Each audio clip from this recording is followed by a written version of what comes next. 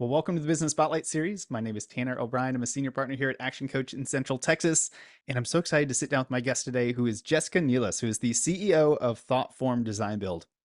We talking all sorts of things when it comes to business, I don't know, this crazy journey of entrepreneurship, uncovering some fun things here. So, Jessica, first and foremost, thank you for being here.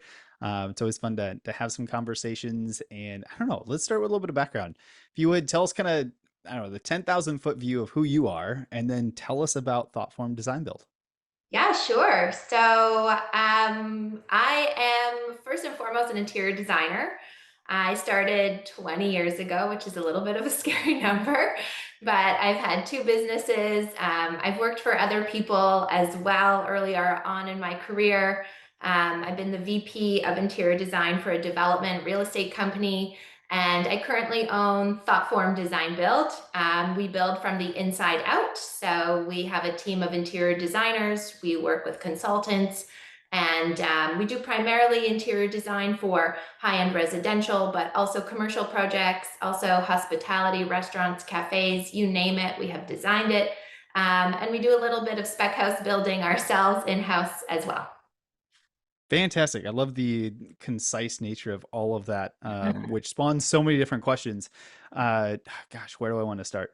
Um, I'll start with just so you just mentioned a whole bunch of different kind of designs that you've done in the past, things like that. Out of curiosity, is there an area within that or a project scope within that y'all enjoy to do more, or maybe you just personally love to do, whether it's the high end residential or it's some retail shops or things like that? What is there one that you enjoy more than the rest? No, I have to say no. I mean, our bread and butter is really high-end luxury residential. So we get a lot of, we're referral based. So that is really what we sink our teeth into and what we specialize in. But what happens is we generally have pretty cool clients. So, clients will come to us and say, like, you did my house. Can you do my office? Can you do my hotel? Can you do, my friend's restaurant? Type of thing. So I think the challenge of really having a diverse background in terms of what are we doing today? What are those components? Are we doing an industrial kitchen or are we doing a child's playhouse? It's really quite diverse, which makes it really interesting and fun. And for me, it's really about the challenge and doing something extraordinary, regardless of which arena of interior design it's in. Very cool. Which leads me to a perfect segue into the question of your role within the business. So I'm guessing there might be more than one hat that you get to wear in the business today. It tends to be the case for most of us. Curious, for you, what are some of the hats that you get to wear? What does kind of your role entail within the business? It's a funny question, Tanner. We are a small boutique size business, so I wear all the hats. As you can imagine, it's not like a giant corporate company where I'm like, well, talk to HR, like I am HR, or I have to figure out HR, right? So, I mean, you name it. There's so many components these days: social media, promotions, building websites, dealing with employee contracts. I wear them all. So every day is just kind of like, like what is the outfit today? Which hat will I wear today? It will be multiple always, and you never know. But yeah, Yeah. technically, we tied a nice big ribbon around it and called it CEO, but it's everything. The CEO of that level is basically a catch-all for everything. I love it. So when you look at kind of all the different roles that you get to play today, are there any that stand out that you absolutely love? Like this is stuff that you want to be doing and spending your time on, and then on the other end of the spectrum, like what's the one or two that you're like, as soon as I can hand this off to somebody else, this is the first one to go? I mean, I'm an interior designer first and foremost. So I do get hired for being a creative individual and coming up and creating environments and meeting clients and designing really, exceptional things for them very specifically. So that is kind of the hat that I love to wear. Sometimes I'm like, can I just do that? Like, can I just have a 9 to 5 job where I just get to do the thing that, kind of propelled me into this position? And that's truly what I love doing. Having said that, I am an ENTJ, if you are a Briggs Myers geek. And you've taken the test, so I am a born leader, I guess, or just bossy, either one. And so I'm not a big fan of accounting. I'm not a big fan of some of the more like the numbers and things that have to be done in terms of like contracts or legal or that kind of stuff. For me is obviously less creative. Comes with the territory. I've had to learn it all, and that's interesting and exciting too. But as soon as I can get rid of a more mundane task, I do. Excellent. So I'm curious, when you made the decision to start the business and be in business for yourself rather than just being able to do the work and work for somebody else's business, right? How did you make that decision for you, or what led you to make that leap?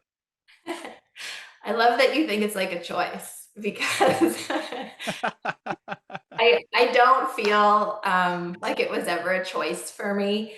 And, I have worked for other people and I love working in teams and I love dealing with people who are experts in what they do and learning from them and creating something bigger than, just myself and, my ideas. So that's very exciting. But, I just kind of felt like we have a saying in the office, which is if you want, no, sorry, how you do something is how you do everything.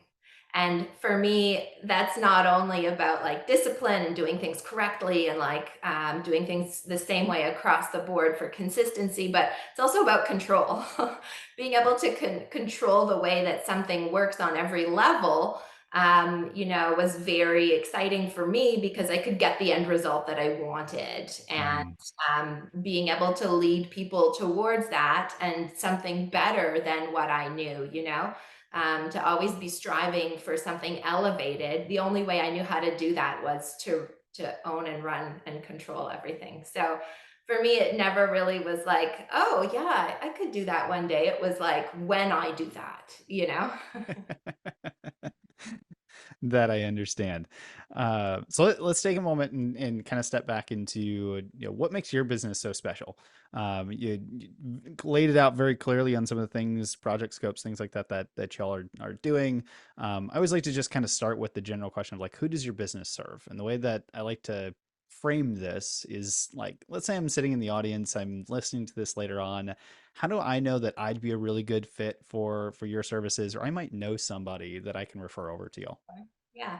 Yeah. So I think our ideal client is really somebody who wants to build something extraordinary. So, they want to do something different, they want something elevated, and they want it professionally done. So, they're willing to, understand that we may have all the answers for what is elevated right now, what is at the cutting edge on an international level, not just regional, not just Pinterest, not just Instagram. But how can we really create something special and something tailored for somebody who wants to do something extraordinary? And that could be again a residential house, some sort of legacy project for the family. It could be a restaurant where you're doing some really exciting things in the culinary world, and you want the interior to mimic that and really be able to create something special for the space that you are, investing in. Oh, that's so cool. When you look at some of the clients that you've had the opportunity to work with, why do you think they choose you over some of the other competitors that may be in the market? Kind of what has been some of the key points on why they choose to work with you and why they've been so excited to continue to work with you? Yeah, I mean, I think I have a cool job to begin with because like it's fun. Like what we do, it's not heart surgery, right? It's really in a Yep. fun realm. So I think we're an outgoing team and we like to have a good time with what we do. But having said that, there's one thing to be creative. There's lots of great interior designers out there who are doing really creative things. But I think our edge and advantage is really that we are detail oriented. We understand construction to a finite detail. We are generally the ones on site who are coordinating your HVAC, your MEP, your structural, your architecture. And we're so forensically detailed in what we do. Our drawing packages are 100 pages deep.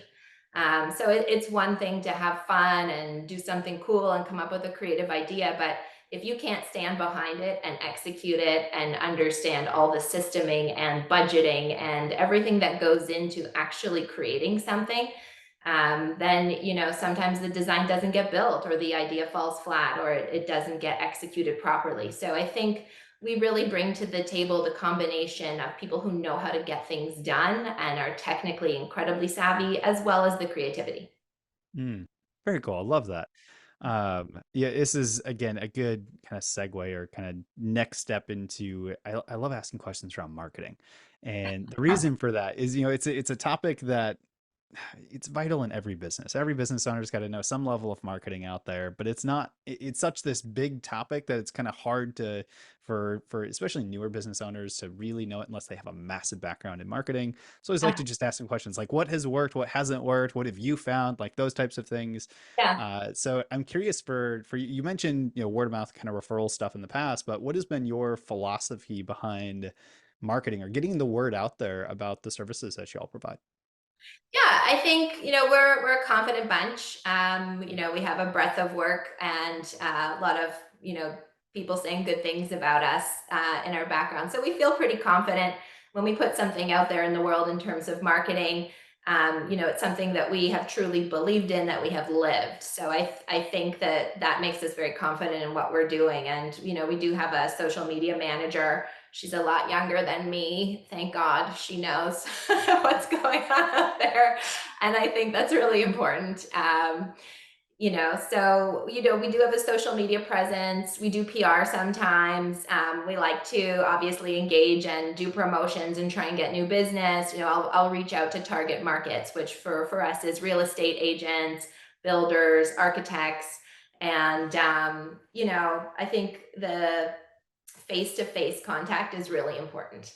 In Mm, my opinion, your social media can be great, but we've been in articles, we've done a lot of PR campaigns and things, and really I think those things help bolster your work. But I think ultimately it really comes down to having a breadth of work, working with people, creating a great name for yourself, getting that referral, and then having the referral check up on you. Like, oh yeah, like we saw she was in this magazine, or we saw this or that. And it does, it almost like proves what the other person said about you at the end of the day. But I don't spend a ton of time and a ton of energy and really like go out for PR and social media campaigns all the time. We have fun with it and we do it and we think it's important, but it's never really been the crux of like how we get really great jobs.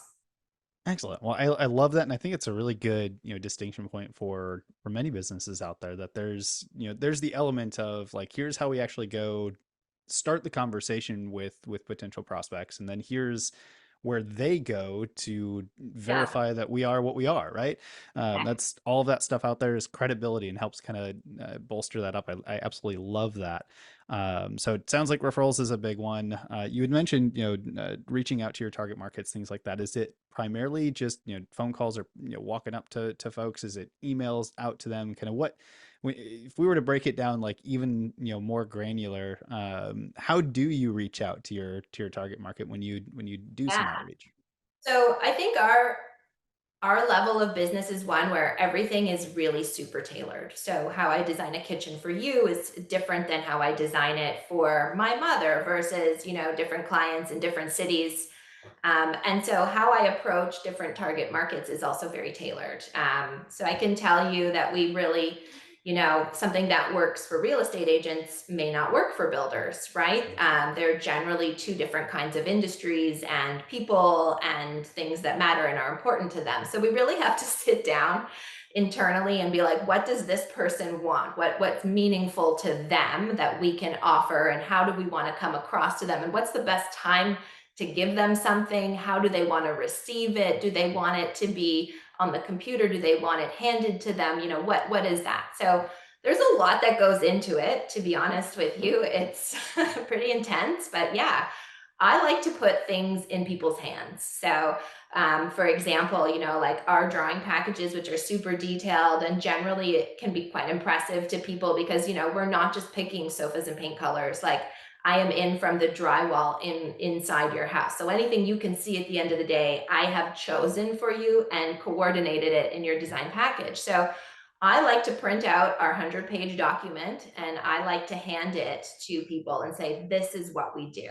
And, there's tons of pretty pictures all over the internet of things that people are doing. But at the end of the day, this is the meat and the potatoes that gets you those pretty pictures. So, it legitimizes us and shows them how serious we are. And then I like meeting with people firsthand too, because you can dismiss someone that, sent you an email or sent you something in the mail. You don't know them. Who cares? But if you have to sit down and look me in the eyes and listen to what I'm saying and see my, design package, I think that creates a more memorable experience that kind of holds them a little bit tighter to you towards some sort of agreement or conversation or something that can go, a little bit further. I love that. I'm gonna like take a pause for anyone that is watching this later. Pause this, rewind it, go listen to all of that again because there's so many like really important gold nuggets in what Jessica just mentioned here, when it comes to like actually doing marketing and focusing on it and target market and like the message is different for who you're targeting. Absolutely amazing, and I love kind of the real world example of what you've shared. So if you're watching this later on, there's a major nugget. Go back, listen to it, check it out again. Gold Um, star. that's right. That's right. So let's shift to maybe just a couple lessons that you've learned. My assumption would be for most business owners out there that there's likely a number of different lessons you've learned along the way, or kind of hurdles you've had to overcome. But I always like to kind of state: is there like one or two that stand out most in your mind that you can kind of share a story around with us today on either a lesson learned or like a obstacle or hurdle that you had to navigate through kind of in your business building career so far?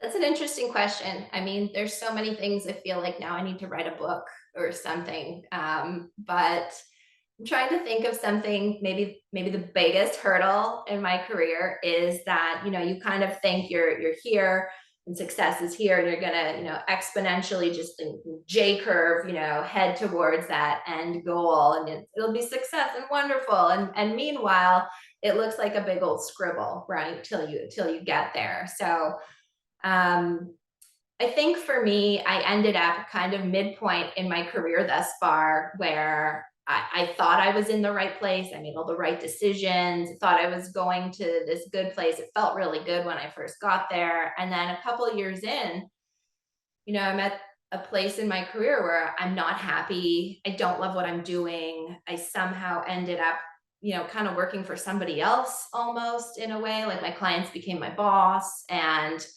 um, it had been 7 years of building. And, I realized this doesn't work anymore for me. And I'm doing not only a disservice to myself, but anybody who works for me and any future clients, because I'm just not happy and I'm just not in a good place and I'm not going to do my best work. And I had to break that all down. I had to, kind of do some excavation, some demolition, and then figure out what I wanted and rebuild that. And I actually kind of jump started my career, and the company that I had, you know, um, built with a partner ended up, ending, and I had to start over again. And that was, I think, the hardest thing for me because you feel like, oh, did I fail or I didn't get what I wanted done? And then looking back on it, you're like, no, that was just a stepping stone. That was just something I had to do to get to the best place I needed to be. And if I hadn't done it, who knows where I'd be? I'd still be there, like, upset or miserable and not doing the work that I needed to do to wake up every day and feel integrity and feel like, yeah, I'm building, like this legacy. And when I die, there will be these physical places that I have helped create, that I have, helped people make memories in and be happy about. So I would just say, like, sometimes progress means demolition and pain and hardship, and you have to do all the things you don't want to do. But at the end of the day, like, it's always worth it. Hmm. I'm curious when you had that, moment of having to almost start back over again. As you got into it, maybe not like the actual moment of starting from say ground zero again, but Yeah. as you got back into it, did you feel that you were starting from zero again, or did you feel like now I have this experience, these I don't know, piles of evidence from previous experience that allowed you to potentially, grow a little bit quicker or do things a little bit differently based on previous experience? Yeah, I mean, starting over is a confusing time. I definitely had the confidence knowing what I knew and what I had learned and where I have been. And, that I think propelled me to believe in myself that I could do it. So that was there behind me for sure. But, I was like, oh, yeah, yeah. Like, we'll scan that and send it over, and then I'd be like, oh, I have to scan it and send it. Oh, I'm here all alone again. I used to have this like team behind me, and the reality of rebuilding is a little unnerving for sure. So it's Mm. kind of this place where it's very unnerving and unsettling, and then there's also a confidence behind you. Like I'm doing this for a reason, and I'm gonna make it awesome, and it's gonna work out, and I believe in myself, and I know I can do it. But it's definitely not an easy time. Well, I love that perspective. How about let's look to the future as you look out for the next 3 to 5 years. What's on the horizon for what does the business look like as you look down the road for the next 3 to 5 years? How does your role change? Does it change over the next 3 to 5 years? But kind of what's the vision? Where are you headed? Yeah, so great question. You think we're always asking ourselves that, right? Like making sure that what you're doing day to day, super granular, is going to get you to, the next level. But I think for me, I really want to work on a lot of projects that um, are exciting, people that want to do exciting things that are groundbreaking or there's a lot of interesting things right now. We delve into health and wellness a lot of times, and really that sets us apart as well. So I'd really love to pursue that with clients who are interested in creating really healthy spaces as well. And that comes from the interior design. It's not just using eco materials. It's how does this space affect somebody on like a mental level as they're experiencing it? What endorphins are being released as they see things or experience a space. What is the water and air quality of this space? How is that being controlled, and is it optimal? And what about natural light coming in, and all these things that really like make humans feel excellent in their space. So I'd really love to work with clients who also appreciate that.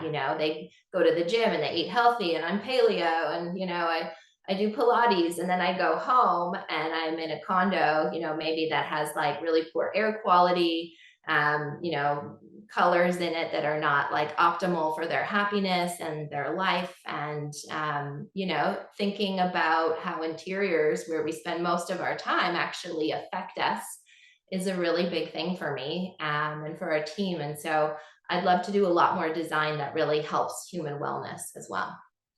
Oh, that is so cool. I find that incredibly fascinating. Had never thought about it that way before, and I'm guessing there are others on that will watch this later on that have also not thought about it, and it just sparked an idea. So, as you're now mulling that over, make sure you reach out to Jessica afterwards and have some conversation on what that could look like. Because that is really cool. I'm really excited, for you to see what that looks like as you continue to go over the next couple of years. Yeah, thanks. So let's I want to be respectful of time. I've got a few kind of rapid fire questions I like to kind of start to wrap up our conversation. I really just kind of get some additional wisdom nuggets out for the audience. Thanks. So the first one here is as you look at your journey so far in business, beyond that, just kind of everything that you've experienced in life.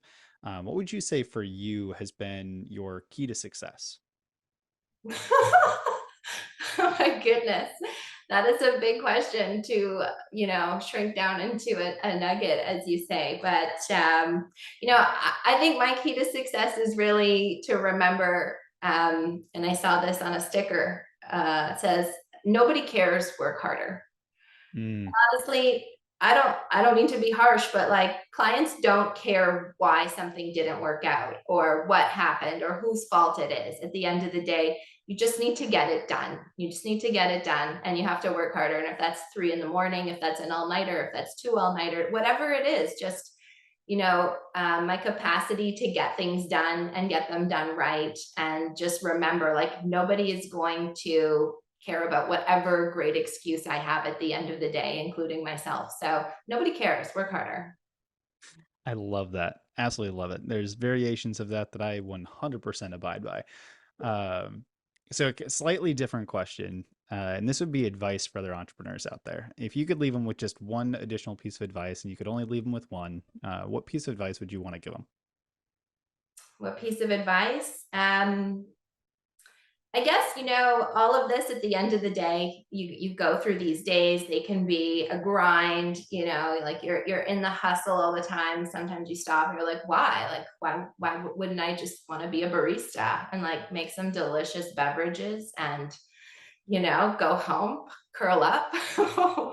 And what's really gotten me through it is just to remember, like, when you look at yourself in the mirror and, maybe when your friends, your family, your kids look at you, like, are they going to see someone who pursued their dream ultimately and lived their life and did what they had to do at the end of the day to really, feel good and offer something to the world? And I'd say just hold on to that. Remember it. Like in those moments where you're ready to give up, or you don't know what to do, just like, what do you need to do ultimately to win in your life? Man, I love that. How about a book recommendation? It can either be a book that like is top of mind, you're like, this is one I got to recommend, or if it's easier, like what's one book that you're either currently reading or have read most recently, or if books aren't your thing, it can be an audiobook, it could be a podcast, whatever Yeah. you recommend, but anything that you Are would you recommend. are you listening? I don't have time. I would love to sit down and read a hardcover book. Okay. That's not happening. We're talking podcasts. Okay. I Mhm. guess my favorite podcast right now would be How I Built This. Oh, it's about entrepreneurs. What do you know? I highly recommend it, especially I liked the Five Guys interview. So, How I Built This, the podcast, is currently floating my boat, but if I had to pick a book that changed my life and just renewed my sense of what I am doing in the world and why, it is The Fountainhead by Hmm. Ayn Rand. And I feel like everybody should read that. Excellent. I'm putting that one on my list. Hmm. I don't think that one's come up on my list just keeps getting longer on things I need to read. That's why I do audiobooks. It's got, 1 or 2x speed and I can do Yes. it while I'm doing other stuff, that sort of thing. But all right, final rapid fire question. We'll kind of move into where folks can find more information, that sort of thing. But this one's just kind of fun. If you could choose just one area in your business where you could take a little bit of magic dust and just sprinkle it all over that one spot, and you wake up tomorrow, it's now 10 times better than it is today, where would you choose to put that magic dust? Honestly, like time management. Ooh. If I could just somehow stretch time so that I could do more of what I love. Because I'm one of those people that really like to sink into the creative process, and I just feel like such great things come out when you have the time for something to evolve versus just getting it done, sending it out, knowing it's high quality. But sometimes when you let things percolate a little bit more, there's like this sense of, I guess, incubation and something getting even better and thinking about it. So for me, if I was able to just stretch time a little bit more for the creative process, I think that would just like elevate things even further. I love that. That's such a good answer. So where, for those that are in the audience, where can they go to find out more information about all the amazing work that y'all are up to? How can they connect with you if they want to, reach out and connect and say hi, that sort of thing? Where can we advise them to go? The easiest place is Instagram. We are, visually oriented. So our handle is at thoughtformdb, like designbuild.com. You can find me there too, Jessica_Neilas, Neilas. And we also, of course, have a Thoughtform website, thoughtformdb.com. Beautiful. I will make sure to put all of that in the video description below. So as soon as we wrap up, make sure you go click the links, check it all out, give them a follow, send Jessica a DM and say, hey, saw you on the Business Spotlight. Fantastic conversation. One of my favorite things about this whole series is actually connecting other entrepreneurs and people here in the local community. So if you see this, you're in the Austin, Texas area, make sure you send her a message, say hi. So please do that. Well, as we wrap up, I always like to end on one very specific question. And that question is simply, uh, what is most inspiring to you today? Hmm. For me, it's not what, it's who. And I'm going to say WWED. What would Elon do? Okay. Because for me, he is it. Like, this guy has found out how to disrupt things, but also make money from them, which for me is like ultimate success. And he's just, I don't know, a wonder right now. I just find out everything that he's really doing on all different platforms super inspiring. So I'm following closely. I love that. That is awesome. Well, Jessica, I want to say thank you again for taking the time, for being here to share just kind of a little bit of your journey, a little bit about the business, about kind of your growth through entrepreneurship in general. It has been a pleasure. I know we could probably sit here for another like hour and just really uncover things, but I want to say thank you again for taking the time. It's really been a lot of fun. My pleasure. Thank you so much, Tanner. I really enjoyed it.